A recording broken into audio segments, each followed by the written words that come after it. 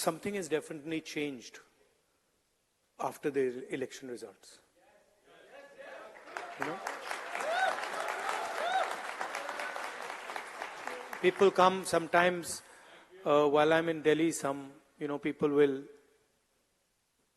I'm driving in the car, sometimes they'll make me open the window and they'll say,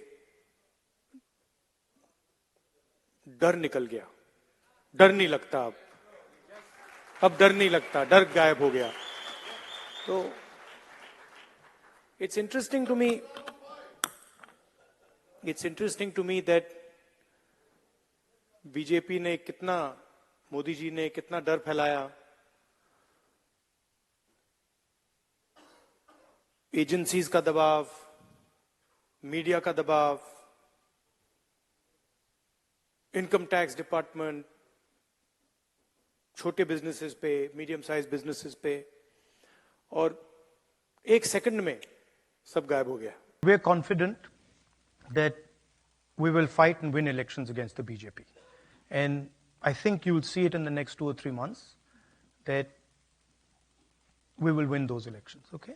That's very different than undoing the damage the RSS and the BJP have done to our institutions. And that is a much deeper problem, and that's not going to get solved so easily and so simply. But we have to have a strategy for it.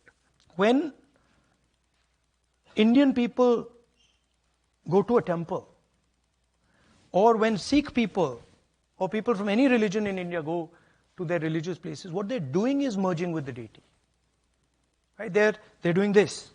And that is the nature of India. You can't remove it. And the misunderstanding that the BJP and the RSS have is that they think that India is a whole bunch of separate things. It's not. I don't actually hate Mr. Modi.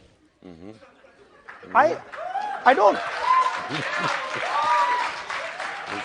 Like, I get up in the morning and okay, he's got a point of view, fine. I don't agree with his point of view, but I don't hate him. And in fact, in many moments, I empathize with him. I don't think the BJP, in a fair election, they were nowhere near 240 seats. No way. I mean, I'd be surprised if they had a financial, huge financial advantage. They had locked our bank accounts for one, but huge war chest.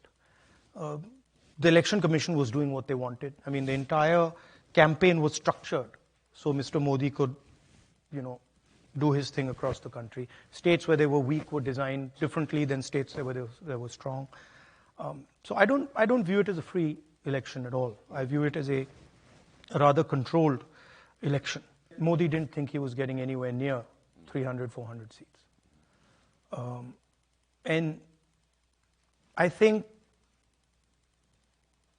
early on he realized that this thing's going wrong, right? And we were getting inputs from the regular sources. Some of the intelligence agencies we were getting some of that information. It was pretty clear that they were in trouble.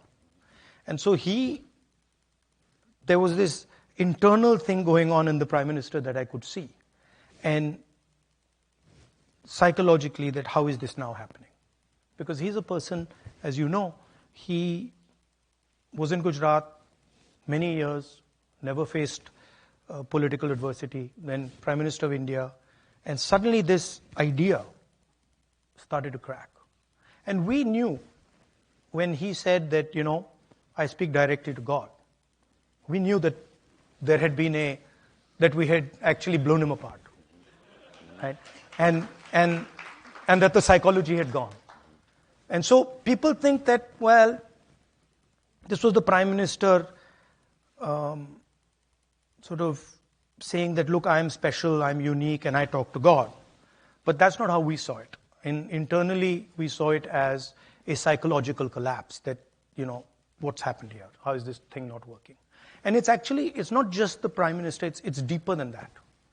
So what has happened in India, and you'll see it, is that the coalition that brought Mr. Modi to power has collapsed. It's broken right down the middle. The elephant in the room is that 90% of India, OBCs, Dalits, Adivasis, they don't play the game. They're not even in the game, right? And that's really the elephant in the room. So the caste census is a simple exercise. And actually, it's more than the caste census. Caste census is one of three ideas. It's a simple exercise to say, okay, we've been, we got independence 1947. We've been going for a while now. Let's see how have the lower castes, backward castes, Dalits, how have they integrated into this system?